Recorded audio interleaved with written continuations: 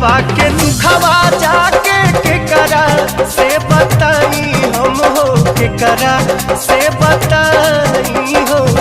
प्यारी बिन बाची न परानन हो प्यारी बिन बाची नहीं परानन हो।